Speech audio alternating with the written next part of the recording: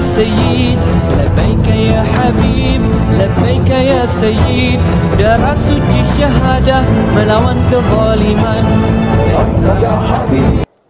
Menyampaikan dalam satu hadis, kata Nabi, nanti akan datang satu zaman yang mana pemimpin itu melaknat rakyatnya, rakyat melaknat dia. Artinya saling tidak suka nih. Jadi si rakyat nggak suka sama pemimpinnya, pemimpinnya juga banyak nyalain rakyat. Nah kemudian ditanya oleh sahabat, ya Rasulullah, apakah pemimpin semacam itu kita dongkel saja? Maksudnya kita turunkan. Saudara, memang berhasil tidaknya seorang pemimpin tidak hanya tergantung kepada kuatnya karakteristik sang pemimpin, tapi juga sangat bergantung kepada loyalitas yang dipimpin. Jadi ada kejadian menarik. Sayyidina Ali pernah ditanya oleh seseorang. Dikatakan, ya Abul Hasan. Abul Hasan itu panggilan Sayyidina Ali, kunyahnya. Dulu di zaman Sayyidina Abu Bakar itu tenang, nggak ada Islam ribut. Di zaman Sayyidina Umar juga aman, nggak ada kaum muslimin bentrok satu sama lainnya. Di zaman Sayyidina Utsman juga begitu, kecuali bagian akhir saja. Tapi ketika engkau memimpin dari awal sampai sekarang ribut mulu ini. Nah, ini kan pertanyaan tajam ini. Ini pertanyaan nusuk ini sebetulnya. Dulu zaman Abu Bakar tenang, Umar tenang, Utsman tenang, giliran Ali, nah kok ribut? Sayyidina Ali nggak tersinggung ditanya begitu, tenang jawabnya. Apa kata Sayyidina Ali? Dulu di zaman Sayyidina Abu Bakar, Sayyidina Umar, Sayyidina Utsman, yang jadi rakyatnya ya seperti saya ini. Giliran saya jadi pemimpin, ya rakyatnya kalian ini yang tukang ribut. Itu kan jawaban luar biasa. Artinya Sayyidina Ali menunjukkan bahwa di zaman Sayyidina Abu Bakar, rakyatnya kan para sahabat yang mulia. Rakyatnya kan ada Umar, Utsman, Ali, orang-orang bagus semua. Begitu juga zaman Sayyidina Umar dan Sayyidina Utsman. Rakyat mereka tuh sahabat-sahabat yang luar biasa. Tapi begitu masuk zaman Sayyidina Ali, betul rakyat Sayyidina Ali masih banyak pas sahabat, tapi kan sudah kemasukan yang lain yang bukan sahabat. Kemasukan yang sering membangkang. Maka Sayyidina Ali di sini memberi pelajaran luar biasa kepada kita. Jadi keberhasilan seorang pemimpin seperti Abu Bakar, Umar, Utsman juga bergantung kepada yang dipimpin. Sementara Ali kalang kabut sebab yang dipimpinnya pada suka ribut. Nah ini pelajaran yang luar biasa dari beliau. Nah, tapi masuk langsung kepada pertanyaan tadi. Lalu bagaimana sikap pemimpin untuk mengatasi sedemikian rupa? Ya mesti dilihat. Kalau kesalahan-kesalahan tadi masih bisa ditolerir, kan tadi Allah sudah nyatakan fa'fu anhum wastaghfir lahum. Maafin mereka, doain mereka supaya mereka kembali ke jalan yang benar. Kecuali kalau kesalahan mereka sudah fatal, mengangkat senjata, berontak, menumpahkan darah, apa boleh buat? Pemimpin harus tegas. Makanya tadi kita sebut karakteristik daripada pemimpinan itu kan harus ada santun dan lembut, pada saatnya, pada saat lain harus tegas dan berani. Nah begitu juga menghadapi daripada masyarakat yang membangkang terhadap pemerintah. Ya lihat apa masih bisa dihadapi dengan santun, lembut. Kalau masih bisa, tidak boleh kita hadapi dengan tegas dan keras.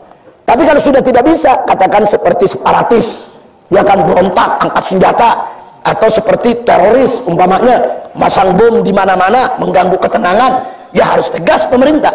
Tidak boleh tidak tegas. Tapi ketegasannya tetap harus berdiri atas dasar landasan hukum, bukan atas landasan kesewenang-wenangan. Saya pikir jelas itu. Nah baik, bagaimana kalau ada pemimpin, ya katakanlah secara kepemimpinan, administratif, ketegasan dia bagus, tapi dia berbuat munkar. Nah ini bagaimana menyikapinya? Nah ada yang menarik. Nabi alaihissalatu wassalam menyampaikan dalam satu hadis, kata Nabi, nanti akan datang satu zaman yang mana pemimpin itu melaknat rakyatnya, rakyat melaknat dia. Artinya saling tidak suka nih. Jadi si rakyat nggak suka sama pemimpinnya, pemimpinnya juga banyak nyalain rakyat. Nah kemudian ditanya oleh sahabat, ya Rasulullah, apakah pemimpin semacam itu kita dongkel saja? Maksudnya kita turun nggak? Apa kata Nabi? Lah, jangan dulu. Selama dia masih mendirikan sholat. Itu parameter yang dikasih oleh Nabi. Kalau dia masih mendirikan sholat, jangan kau jatuhkan dia. Tapi bukan berarti nggak boleh dikritik. Kritik silakan, kasih peringatan silakan, protes silakan. Tapi menjatuhkan kepemimpinan seseorang, itu pertimbangannya harus matang. Karena itu bisa menimbulkan fitnah yang berkepanjangan. Nggak sembarangan. Saudara, saya berikan contoh. Irak di zaman kepemimpinan Saddam Hussein dengan segala kekurangannya. Tapi rakyat di mana-mana hidup makmur. Mereka bisa dagang, mereka bisa sekolah, mereka bisa belanja, mereka bisa kemana-mana. Betul, Saddam Hussein punya kekejaman. Ada orang-orang tertentu merasakan kezaliman dia, dibunuh dengan apa sewenang-wenang oleh Saddam Hussein dan lain sebagainya. Tapi mayoritas rakyat hidup dalam ketenangan. Begitu Saddam Hussein dijatuhkan 15 tahun yang lalu sampai sekarang Irak nggak pernah tenang. Anda bisa lihat pembunuhan di mana-mana, pemerkosaan di mana-mana, penyembelihan orang di mana-mana. Pokoknya siapa yang merasa dirinya kuat, dia tindas orang-orang yang tidak kuat. Ya Sunninya, ya Syiahnya, ya ekstrim sama saja. Nah, itu yang terjadi sampai hari ini. Nah, begitu juga kita lihat di Libya. Pada saat dipimpin oleh Muammar Gaddafi, Libya itu sejahtera, makmur. Nggak ada pengangguran, nggak ada orang miskin, makmur. Pendidikan gratis, rumah sakit gratis. Betul, memang Muammar Gaddafi ini orangnya unik. Nah, dia jarang mau dengar daripada suara rakyatnya. Diatur itu negara sedemikian rupa. Tapi ketika itu rakyat hidup terjamin, makmur. Begitu dia dijatuhkan, sampai hari ini saling bunuh nggak berhenti di Libya. Sampai hari ini. Bukan kita mengatakan nggak boleh menjatuhkan pemimpin, bukan. Menjatuhkan seorang pemimpin itu pertimbangannya harus matang, pertimbangannya harus masak. Jangan sampai nanti terjadi fitnah yang luar biasa. Yang paling dahsyat di Somalia, saya contohkan. Di Somalia itu presidennya dibunuh. Begitu presidennya dibunuh, kacau balau satu negeri. Akhirnya di provinsi-provinsi ada jenderal-jenderal yang punya senjata, punya prajurit. Dia jadi pemimpin di wilayahnya. Dia rekrut preman-preman untuk menguatkan posisinya. Setiap provinsi punya pemimpin sendiri. Dan mereka nggak bisa tunduk kepada pusat. Orang presidennya udah dibunuh. Kacau di pusat. Nah, kemudian apa yang terjadi? Tiap jenderal ini supaya posisinya kuat, prajurit tidak seberapa, dia rekrut para preman. Begitu preman ini dapat senjata dari sang jenderal, sewenang-wenang. Tiap hari pemerkosaan, pembunuhan, perampokan, penjarahan. 2 tahun tidak berhenti. Dan ulama-ulama di sana, banyak ulama-ulama sufi. Nggak ada itu. Ulama organisasi, punya laskar, punya harokat. Nggak ada. Mereka sufi tarekat. Pasrah. Mereka nggak punya kekuatan. Tapi 2 tahun kemudian baru, nah ulama-ulama tadi selama 2 tahun baru menyadari kelemahan mereka. Ini negara udah dikuasai oleh para jenderal, para prajurit dan para preman. Satu negeri pembunuhan, perampokan, pemerkosaan setiap hari. Begitu presidennya dibunuh. Nah akhirnya selama 2 tahun ada seorang yang bernama Ahmad Syarif. Dia punya majelis, dikumpulkan murid-muridnya, dia latih, dia rebut kampungnya. Setelah itu dia rebut kecamatannya, dia rebut provinsinya, dia bentuk kekuatan, dia lawan itu tentara dengan preman. Nah gerakan dia didukung oleh para ulama-ulama di Somal. Akhirnya ulama-ulama di Somal kumpulkan murid-muridnya di mana-mana, gabung. Mereka namakan diri mereka Mahkamah Syar'iyah. Nah begitu mereka udah makin kuat, mereka serbu provinsi ini, dia serbu jenderalnya, dia serbu premannya. Begitu dia rebut, itu jenderal dia hukum mati depan rakyat. Itu preman-preman yang memperkosa, membunuh, merampas selama 2 tahun, mereka hukum mati depan rakyat. Dan luar biasa, dalam waktu 2 tahun kemudian, seluruh satu negeri mereka rebut kecuali ibu kota. Semua provinsi berhasil direbut, diamankan, dia tenangkan, kecuali ibu kota. Nah begitu mereka merebut ibu kota, Amerika ikut campur. Amerika bikin presiden boneka. Amerika nggak mau kelompok ini masuk. Kenapa? Karena ini kelompok gerakan Islam. Karena ini kelompok ulama, ini kelompok syariat. Sampai Amerika akhirnya meminta kepada Ethiopia, meminta kepada Eritrea, kirim tentara, membantu presiden bonekanya Amerika. Akhirnya terjadi perang luar biasa di Mogadishu, dan puluhan tentara Amerika ditangkap, diseret-seret di jalan. Nah, mungkin para ustadz pernah dengar itu beberapa tahun yang lalu, yang akhirnya Amerika kapok mengirimkan tentaranya ke sana. Nah, saya hanya ingin memberikan gambaran. Jadi kalau ingin berontak, ingin menjatuhkan satu pemimpin, satu presiden umpamanya di satu negeri, itu perhitungannya mesti matang, perhitungannya mesti masak. Bukan nggak boleh, bukan. Yang zalim itu memang harus diturunkan, yang jahat itu memang harus dibendung. Nah, tapi kalau ada jalan lain, kenapa tidak? Apalagi tadi pertanyaannya, kalau dia masih punya apa? Kelebihan, masih punya kemampuan. Baiknya kita jaga, jeleknya sama-sama kita kasih peringatan, nasihat, supaya dia bisa berubah. Nah, ini yang ingin saya ingatkan. Nah, tapi ingat, ini tidak berlaku bagi pemimpin kafir di negeri Islam. Tidak berlaku. Jadi negeri-negeri Islam, wilayah mayoritas Islam, haram dipimpin dengan pemimpin yang bukan Islam. Kecuali kalau kita tinggal di negeri yang bukan Islam. Kita tinggal di Amerika. Di Amerika lagi ada pemilihan presiden. Presiden yang satu mengatakan, kalau saya menang, dakwah Islam saya lindungi, umat Islam saya kasih kebebasan. Calon presiden yang satu lagi mengatakan, kalau saya menang, umat Islam akan saya awasi. Umat Islam tidak boleh sembarangan dakwah di Amerika. Maka seluruh umat Islam di Amerika wajib untuk memilih calon presiden yang siap memberikan perlindungan kepada umat Islam, walaupun itu calonnya kafir, karena itu memang bukan negeri Islam. Tapi kalau di negeri Islam model Indonesia, kemudian calon presidennya bukan Islam, haram, nggak boleh.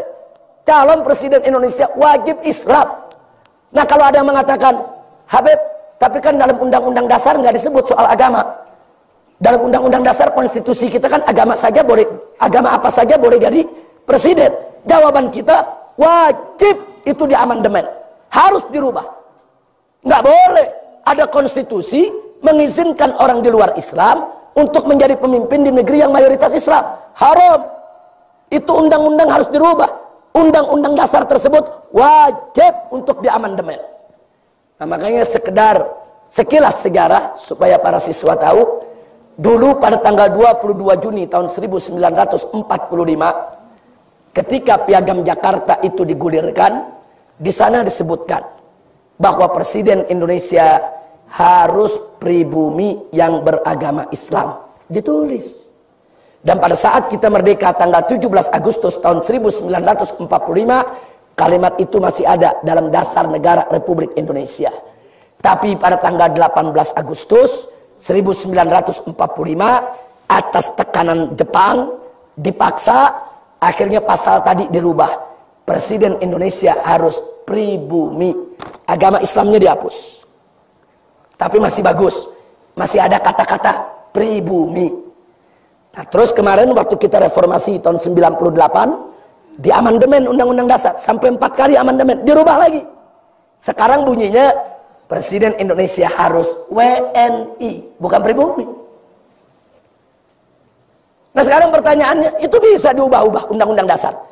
Dari pribumi Islam menjadi pribumi saja, sekarang menjadi WNI. Kenapa kita tidak bisa untuk kembalikan lagi ke semula? Harus pribumi yang beragama Islam. Ini harus diperjuangkan oleh orang-orang Islam yang ada di DPR MPR. Nggak boleh dibiarkan. Ini ditulis WNI berbahaya. Kenapa berbahayanya? Kalau besok ada warga negara Amerika masuk ke Indonesia, cuman modal bisa bahasa Indonesia, bisa nyanyi lagu Indonesia Raya, hafal Pancasila, dites di imigrasi lulus, jadi WNI. Nah, terus begitu jadi WNI, dia punya duit, dia biayai oleh negaranya, ikut pemilu, jadi presiden. Apa yang begini yang mesti jadi presiden Indonesia? Oh, dengan mudah Amerika bisa menjadikan dia presiden. Dia punya finansial, dia punya duit, dia punya kekuatan. Dia punya kuasa politik di mana-mana. Nah, ingat, ini besok bisa terjadi. Kenapa? Karena undang-undang kita terbuka. Nah, siapa suruh buat undang-undang semacam itu? Kan undang-undang itu untuk bangsa Indonesia. Kan kita yang buat undang-undang. Kenapa buat undang-undang buka pintu untuk antek asing? Nah, kalau besok ada orang Amerika jadi warga negara baru 1 hari, dia dibiayai, dia dimodali. Dan bangsa kita ini, maaf, masih banyak yang dikasih 50.000, dia tusuk pemilu. Dia bayar, dia punya duit. Terus apa besok orang Amerika yang WNI tadi yang akan jadi presiden Indonesia? Di mana nasionalismenya? Di mana kecintaan dia kepada Indonesia? Nggak boleh.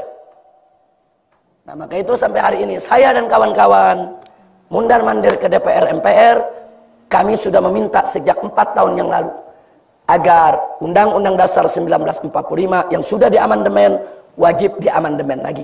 Kami minta pasal presiden diubah seperti semula, bahwa presiden Indonesia harus pribumi yang beragama Islam. Nah, ini mesti kita perjuangkan, nggak boleh enggak, saudara. Nah, kalau kita tidak perjuangkan, ya besok orang kafir bisa jadi presiden. Makanya jangan kaget kalau sekarang ada orang kafir yang non pribumi, bikin partai, punya banyak televisi, setiap hari dia kampanye. Nah, kalau besok dipilih oleh rakyat, dia bisa jadi presiden. Sudah bukan Islam, sudah bukan pribumi. Hati-hati ya kawan. Bisa jadi presiden. Siapa bilang nggak bisa? Orang undang-undangnya mengizinkan kok. Nah, maka itu kalau kita ingin kembalikan, maka pemuda-pemuda kita saat ini harus berpikir ke depan. Kalau besok umat Islam memegang mayoritas di DPR MPR, yang punya gairah Islamnya tinggi, nasionalisme kebangsaannya tinggi, cinta agamanya tinggi, cinta Indonesianya tinggi, wajib itu pasal diubah. Siapa bilang UUD 45 nggak bisa diubah? UUD 45 itu bisa diubah melalui sidang MPR. Dorong MPR. Sebetulnya kita sudah protes ini dari tahun 98. Kami minta itu dirubah. Nah, cuman permohonan kita kandas. Bahkan kita minta kembalikan Piagam Jakarta sampai tahun 2004. Terakhir diadakan amandemen. Nah, begitu kita kandas, kita belum dapat kesempatan lagi. Tapi dari 3-4 tahun yang lalu, kami sudah dorong kawan-kawan yang ada di DPR.